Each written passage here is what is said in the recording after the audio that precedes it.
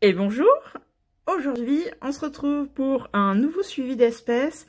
Espèces dont je ne vous ai pas encore fait le suivi depuis que je les ai reçus. Il s'agit de mes Lassus SP noirs. J'ai pas fait de suivi parce que j'avais pas forcément grand chose à raconter à leur sujet. Parce que c'est vrai que ces derniers temps, j'avais ma fille avec moi donc pendant le confinement, donc c'était plutôt compliqué de faire des vidéos sans être interrompue, etc. Donc c'est vrai que voilà, c'était un peu compliqué pour moi de pouvoir même m'installer et essayer de faire une vidéo pas trop mal.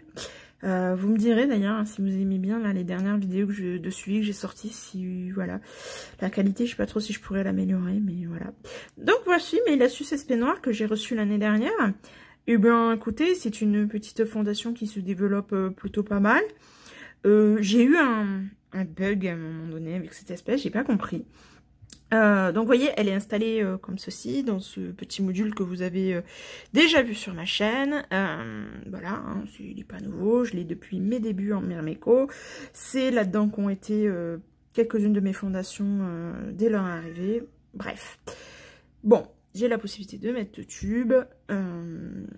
Voilà. Donc elles sont là, donc dans un tube comme ça qui est presque sec d'ailleurs.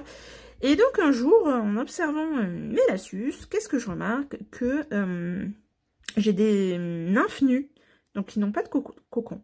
Et à ce moment-là, il y avait notre amie Suisse Fourmi qui sortait ses vidéos de fiches d'élevage.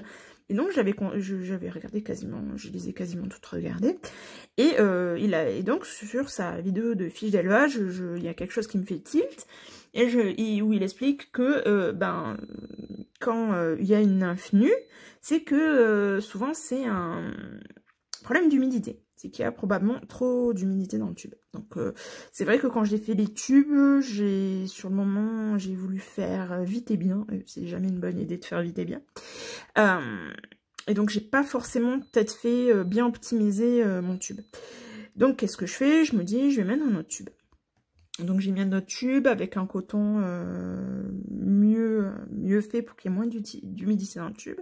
Je cache mon autre tube et elles n'y sont, je l'ai laissé peut-être un mois, je sais plus, plusieurs semaines en tout cas. Et elles n'y sont jamais allées. Bon, au bout d'un moment je l'ai enlevé, je sais plus trop pour quelle raison, enfin je l'ai enlevé. Et puis quelle fut pas ma surprise là de voir que j'ai des cocons. Voilà. Je sais pas. Je sais pas pourquoi d'un coup j'ai eu... Alors du coup je me dis que si elles sont mises à faire des cocons, c'est que l'humidité, du coup elle est ok. Du coup c'est que... Mais bon, le tube n'a pas changé. Bon bref, j'ai pas compris. Elles se sont remises à faire des cocons. Tant mieux. C'est que ça va. Mais j'avoue que j'ai pas trop compris le pourquoi du comment. Donc voilà, sinon voilà, hein, tout va bien hein, pour les Lassus. Hein, nous avons quelques cocons, là on peut voir hein, que certains c'est pour a priori bientôt, qui commencent un petit peu à changer de couleur. Il y a un joli couvain. Elles m'ont tiré du coton, donc j'en ai dans le tube là, elles m'ont fait quand même une petite cloison, pour être je pense un petit peu plus confiné. Donc voilà, elles ont l'air d'aller bien. Voilà, la gine est vraiment très jolie, c'est une espèce que j'aime bien. Celle-ci, j'ai des petits projets pour cette espèce un petit peu particulier, que certains approuveront, d'autres approuveront pas. Bon, je suis pas là pour... voilà, c'est un petit projet que j'ai, je vous en parlerai quand il sera un petit peu plus abouti, on va dire. Hein voilà.